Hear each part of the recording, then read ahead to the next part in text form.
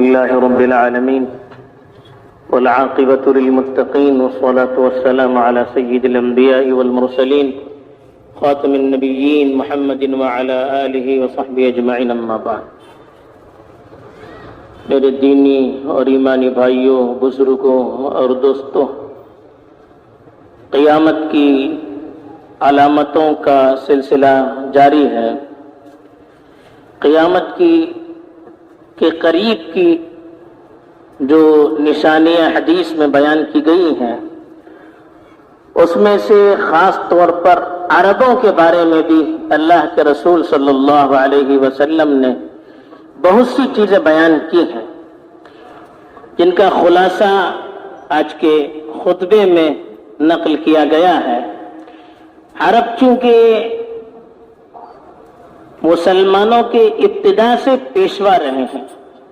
دین عرب، دین اسلام یہ سرزمین عرب سے اٹھا تھا، اور عربوں کے ذریعے سے یہ دین پوری دنیا میں عام ہوا. دنیا کے چپے چپے میں عرب پھیل گئے اور دین کی تبلیغ میں، اس کی نشر و اشاعت میں ایسی قربانیاں دی، ایسی محنتیں کی کہ ہم اس کا تصور بھی نہیں کر سکتے. اس لیے عربوں کا جو مقام مسلمانوں کے دلوں میں ہے، جو احترام ان کے دلوں میں ہے، اس کا ہم اندازہ نہیں کر سکتے، اور یہ ہونا بھی چاہیے. احسان کرنے والوں کا احسان یاد رکھنا یہ اچھے لوگوں کی نشانی ہے. چونکہ عربوں کا مسلمانوں کے دلوں میں بہت بڑا مقام ہے. آج بھی دیکھیے، مسلمانوں میں جب بھی کوئی مسئلہ آتا ہے، دنیا بھر کے مسلمانوں کی نگاہیں سب سے پہلے عربوں کی طرف اٹھتی ہے کہ ان کا اس سلسلے میں کیا رول ہے. آج بھی دیکھیے، دشمن طاقتیں اپنی پالیسیوں کو نافذ کرنے کے لیے، دنیا میں اپنی پالیسیوں کو عام کرنے کے لیے سب سے پہلے عربوں کو چنتے ہیں، وہیں سے وہ ان کو نافذ کرنا شروع کر دیتے ہیں تاکہ پوری دنیا کے مسلمان اس کو قبول کریں. اسی لیے اللہ کے رسول صلی اللہ علیہ وسلم نے شروع ہی میں ہمیں متنبہ کیا کہ ہمارے لیے ماڈل عرب نہیں ہے، اللہ اور اس کے رسول صلی اللہ علیہ وسلم کی تعلیمات ہیں.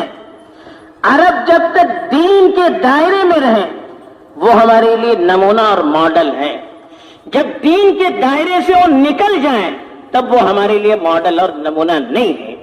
اسی لیے اللہ کے رسول صلی اللہ علیہ وسلم نے کچھ ایسی نشانیاں بتائی آخری دور میں جو عربوں سے شروع ہونے والی ہے، تاکہ مسلمان احتیاط کریں، پوری بصیرت کے ساتھ دین پر عمل کریں، کسی کی دیکھا دیکھی اپنے دین کو تبدیل نہ کریں، اپنے اخلاق کو تبدیل نہ کریں، اپنی فکروں کو تبدیل نہ کریں.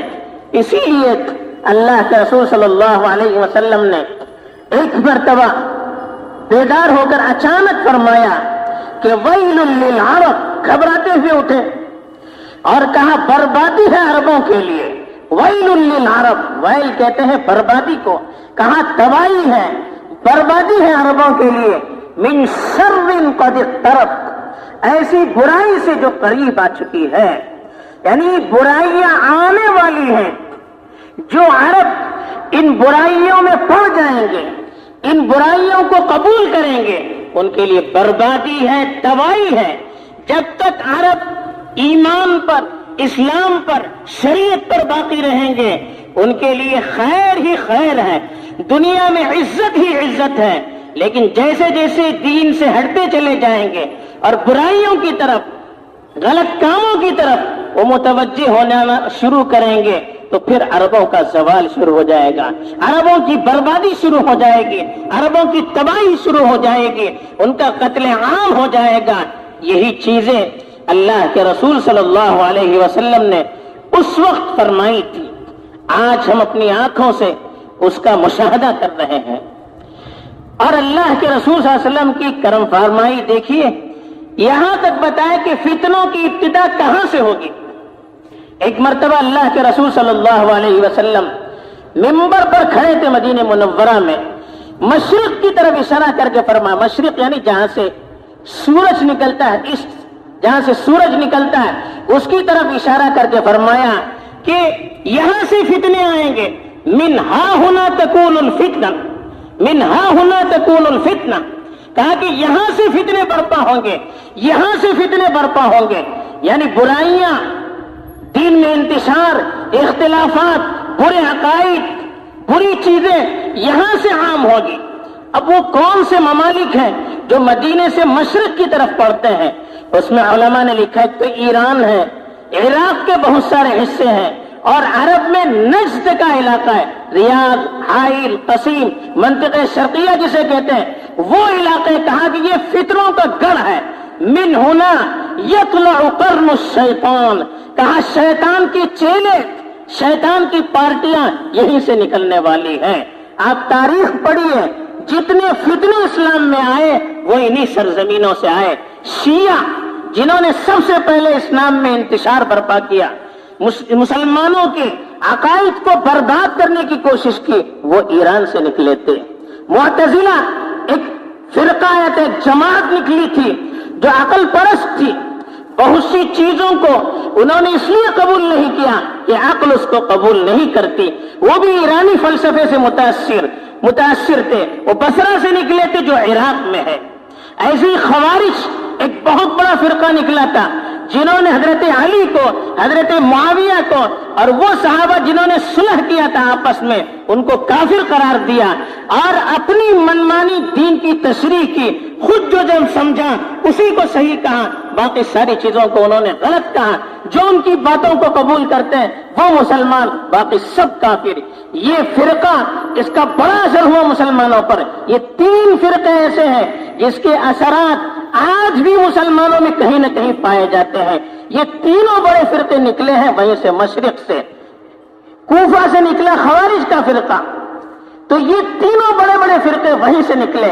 اور تاریخ جانتی ہے کہ اسلام پر جتنے بڑے حملے ہوئے اس میں بڑا کردار ادا کرنے والے وہیں کے لوگ تھے۔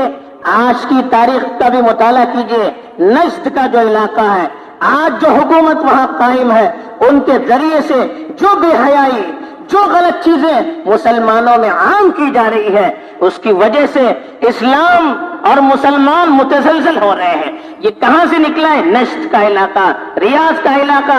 آج جو اس کو فتنوں کا گڑھ بنایا جا رہا ہے، آج اس کو برائیوں کا، فحاشیوں کا گڑھ بنایا جا رہا ہے، معلوم ہے کہ مسلمانوں کے لیے ماڈل وہ ہے۔ تو یہ اللہ کے رسول صلی اللہ علیہ وسلم نے اس وقت پیشن گوئیاں دی تھی۔ کیوں دی تھی؟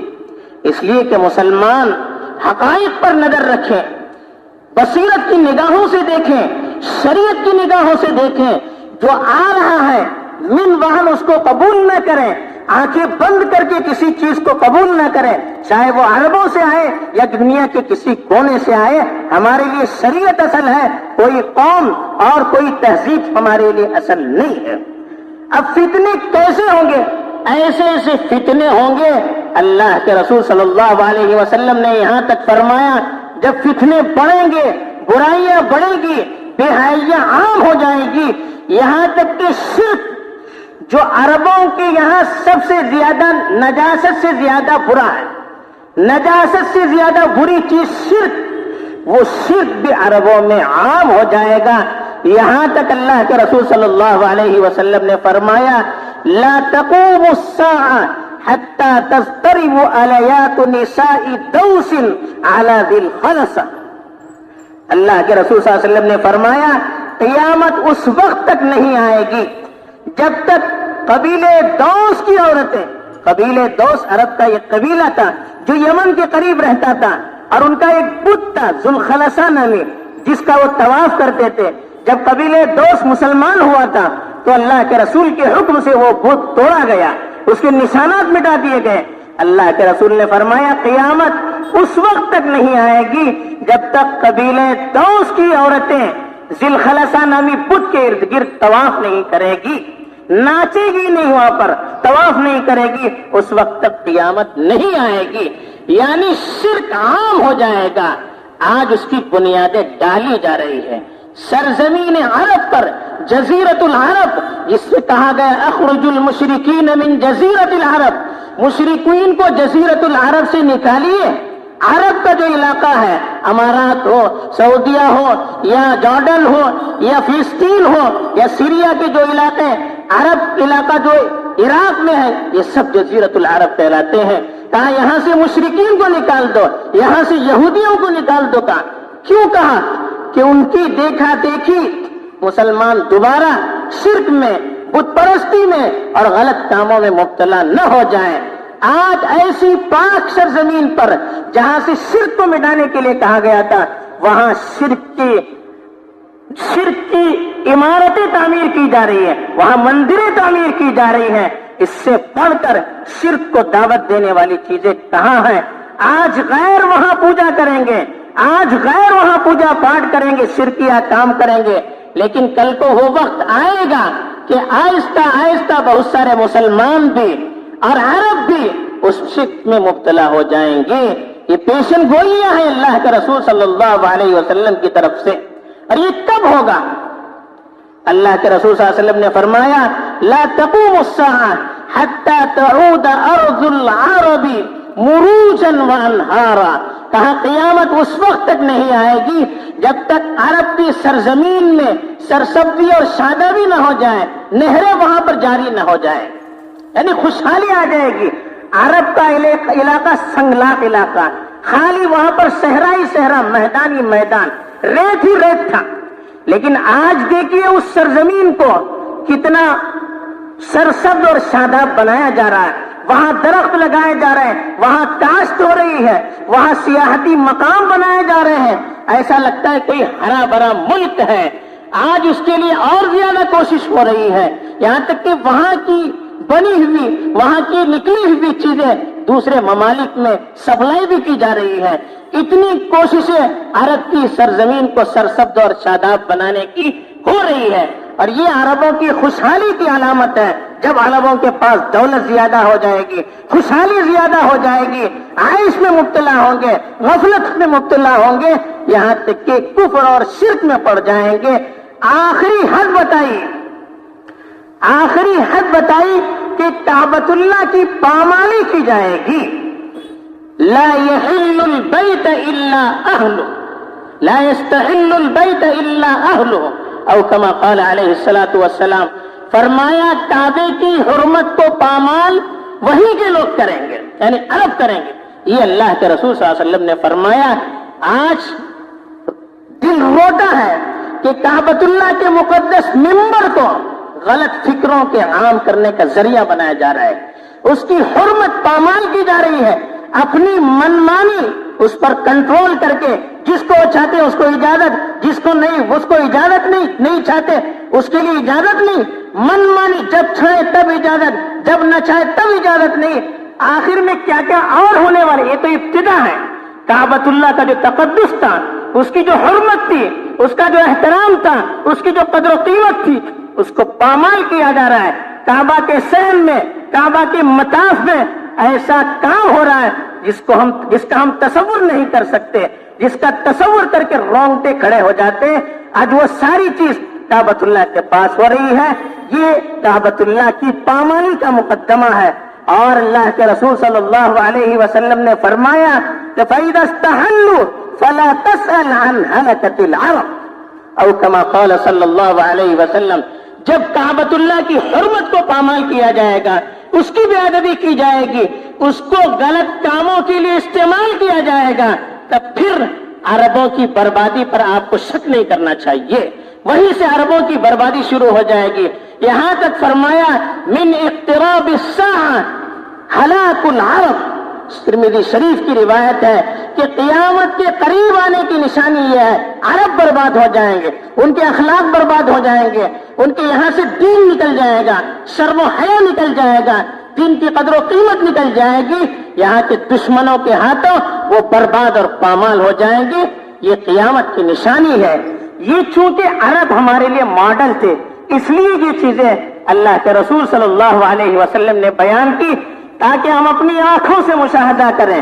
और जिन बीमारियों में वो मुब्तला है, جن اخلاقی کمزوریوں میں وہ مبتلا ہے، جن بے حیائیوں اور فحاشی میں وہ مبتلا ہے، ان کی دیکھا دیکھی ہم مبتلا نہ ہو جائیں، بلکہ ہمارے لیے شریعت اصل ہے، قرآن اصل ہے، حدیث اصل ہے۔ تو یہاں کے علماء جو کہتے ہیں ہم اس کو دیکھیں، وہاں کیا فتوے ہیں، وہاں سے کیا نقل ہو رہا ہے، اس پر بھروسہ کرنے کی ضرورت نہیں ہے۔